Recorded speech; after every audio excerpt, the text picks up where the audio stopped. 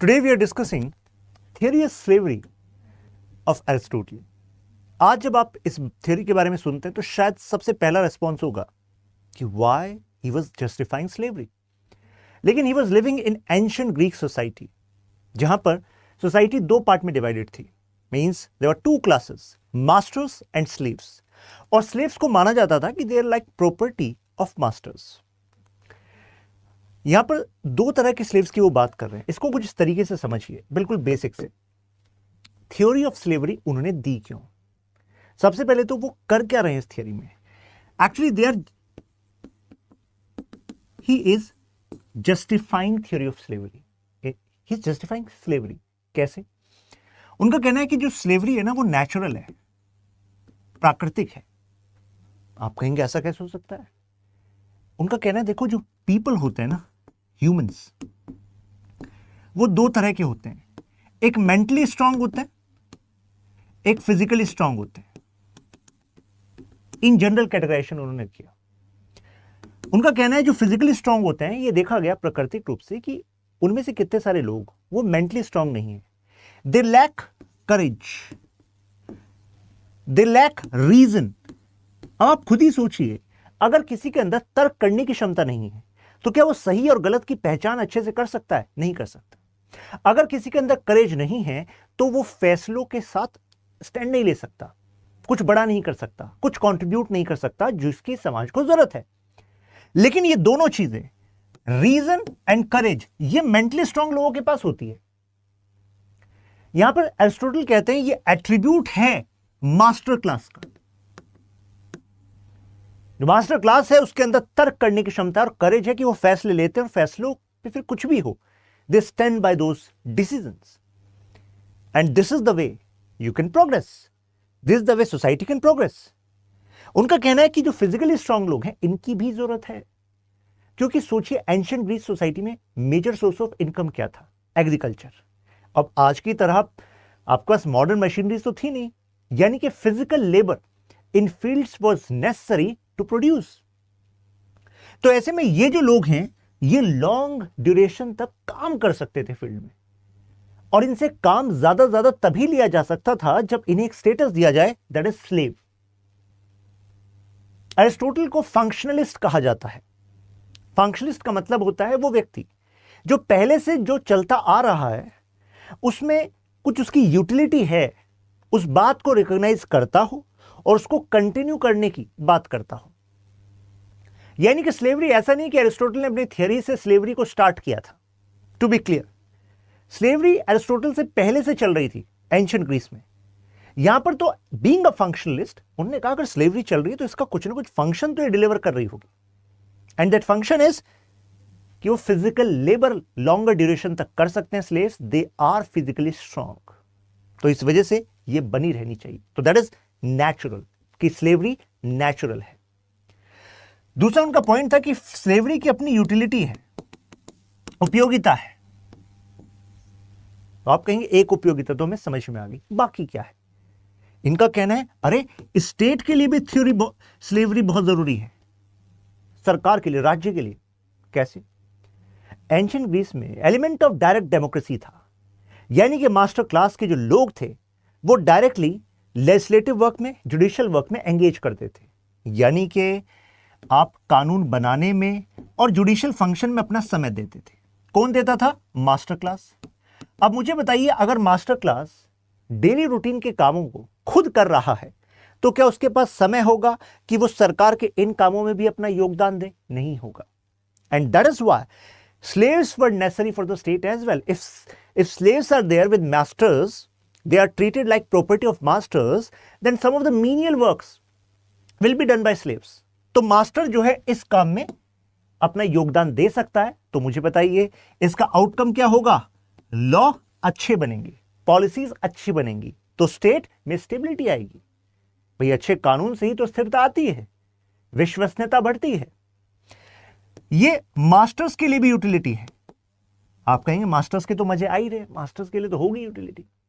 Actually masters के लिए इस वजह से क्योंकि मीनियल टास्क अगर स्लेव कर लेगा तो मास्टर अपनी नॉलेज को बढ़ाने में और ज्यादा समय दे सकता है.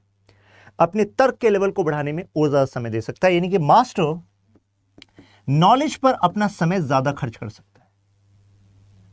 तो मुझे बताइए, अगर इस पर खर्च करेगा तभी तो मास्टर का लेवल बढ़ेगा। ध्यान दीजिएगा कि when Aristotle was giving this theory, he was not actually inhumane in context of कि स्लेव प्रॉपर्टी है तो इनके साथ इनह्यूमेन ट्रीटमेंट करो, क्योंकि वो मैं अभी आपको इस थियरी के एंड में बताऊंगा, ठीक है ना। लेकिन अभी इस तरीके समझते लीजिए क्या क्या यूटिलिटी है। तो मास्टर की नॉलेज बढ़ेगी, स्लेव के लिए भी यूटिलिटी है। वो कह रहे हैं कि स्लेव के लिए भी अच्छा है भाई, कारण क्योंकि स्लेव के पास अपने आप तर्क नहीं है, ज्ञान नहीं है, करेज नहीं है। तो अगर वो अच्छे मास्टर का स्लेव है तो उसके पास अपॉर्चुनिटी है अपने ज्ञान का लेवल बढ़ाने की, तर्क का लेवल बढ़ाने की। शायद आप कुछ लोग कहोगे सर करेगा क्या स्लेव, ये क्या यूटिलिटी हुई स्लेव के लिए? अल्टीमेटली स्लेव को तो फिजिकल वर्क में डाल दिया आपने कि वो तो फिजिकल वर्क करेगा। नहीं, यहां पर एरिस्टोटल कहते हैं कि अगर स्लेव का रीजन, करेज इंप्रूव हो जाए तो ऐसे में मास्टर की ड्यूटी है कि उस स्लेव को फ्री कर दे, then that slave can be a free man. खुद एरिस्टोटल के साथ जो स्लेव्स काम करते थे, एरिस्टोटल ने अपनी डेथ से पहले उन सबको फ्री कर दिया था, फ्री मैन बना दिया था। अदरवाइज ट्रेड भी हो सकता था, लेकिन जैसे फ्री मैन आपने घोषित कर दिया, now they can not be traded in that ancient Greek society. Economic system में भी इसकी यूटिलिटी है, कारण व्हेन यू हैव स्लेव्स, उनका कैटेगरी कर दिया आपने स्लेव्स हैं और आपको फिजिकल वर्क ही करना है, दैट इज नेचुरल, तो जाहिर सी बात है इकोनॉमिक सिस्टम में ज्यादा प्रोडक्शन होगा। तो यूटिलिटी में आपको इन पॉइंट्स को लिखना है, 4 पॉइंट्स बताएं, state, master, slave and economic system. Natural क्यों है? देखिए 2 वर्ड यूज किए मैंने, यूटिलिटी एंड नेचुरल। नेचुरल इस वजह से क्योंकि हमारी नेचर ने ही फिजिकली स्ट्रांग बनाया स्लेव्स को और मेंटली स्ट्रांग बनाया मास्टर्स को, इस वजह से नेचुरल है। इनका मानना था कि जो चीज नेचर चाहती है कि आप वैसे करो तो वैसे करो ना, that was the objective of Aristotle. अब वो स्लेव को 2 पार्ट में डिवाइड करते हैं, कहते हैं एक तो स्लेव बाय नेचर होते हैं, एक स्लेव बाय लॉ होते हैं।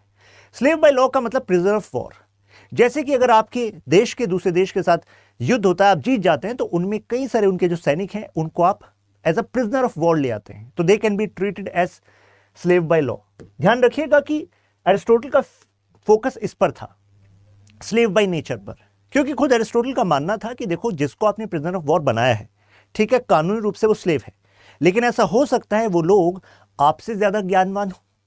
सम of those people can be, you can say, of good intellect. ये तो केवल समय की मार है जिस वजह से वो हार गए, राइट। तो इसी वजह से उनकी जो थ्योरी है उसका फोकस जो है स्लेव बाय नेचर पर है। तो आपको ये बात समझ में आ गई, 2 मेंटली स्ट्रांग वो मास्टर्स हो गए, 2 फिजिकल स्ट्रांग वो स्लेव्स हो गए। Mentally strong masters, slaves physically strong. One should do what nature actually wants you to do, जो नेचर चाहती है, राइट। शायद कुछ लोग सोचेंगे सर मैं तो सर उस कैटेगरी में आता हूं कि मैं मेंटली भी स्ट्रांग हूं और सर फिजिकली भी स्ट्रांग हूं, अब मैं किस कैटेगरी में जाऊं सर? देखिए, इस थ्योरी को अपने ऊपर लगाना बंद कीजिए। मैं एंशिएंट ग्रीक सोसाइटी की बात कर रहा हूं, ठीक है, जहां पर सोसाइटी ही 2 पार्ट में डिवाइडेड थी, मास्टर्स और स्लेव्स, ठीक है ना। तो ये वहां पर एप्लीकेबल हो रही थी। इन जनरल कैटेगराइजेशन ये था वहां की सोसाइटी के लिए, ठीक है ना। ऐसा हो सकता है कोई मास्टर जो है फिजिकल वर्कआउट करता हो वो फिजिकली स्ट्रांग हो जाए, लेकिन मेंटली स्ट्रांग होना उसका मेन एट्रीब्यूट था। वो एक जस्टिफाई कर रहे थे, इस वजह से मास्टर क्लास रहनी चाहिए, राइट। तो ये बात आपको आई थिंक क्लियर हो गई होगी कि स्लेव्स के लिए क्यों जरूरी है, कि उनके पास क्षमता की कमी है फैसले लेने की, तो ऐसे मास्टर्स के साथ रहना उनके लिए बेहतर होगा। फंक्शनिस्ट शब्द का मतलब आपको समझ में आ गया, जो चीज पहले चलती आ रही है उसमें तर्क देखो कि वो क्यों चलती आ रही है, और फिर उसको जस्टिफाई करो कि हाँ इस वजह से चलती रहनी चाहिए, इसकी कुछ उपयोगिता तो है। मास्टर्स नाउ, ये यूटिलिटी के 4 पॉइंट मैं आपको बता चुका हूं। मैंने बताया कि जैसे ही तर्क स्ट्रांग हो जाए, रीजन, नॉलेज स्ट्रांग हो जाए स्लेव में, तो that slave should be set free, जैसे कि खुद एरिस्टोटल ने भी आजाद कर दिए थे। इस थ्योरी का क्रिटिसिज्म मॉडर्न कंटेक्स्ट में हो सकता है, जैसे कि इमैनुअल कांट का आइडिया है ह्यूमन डिग्निटी का। आज हम कहते हैं ना कि किसी को भी आप मीन्स की तरह इस्तेमाल नहीं कर सकते, यानी कि कोई भी व्यक्ति जरिया नहीं हो सकता, हर व्यक्ति अपने आप में एंड है, क्योंकि वो ह्यूमन है, इस वजह से उसकी डिग्निटी है और एक sense of equality should prevail.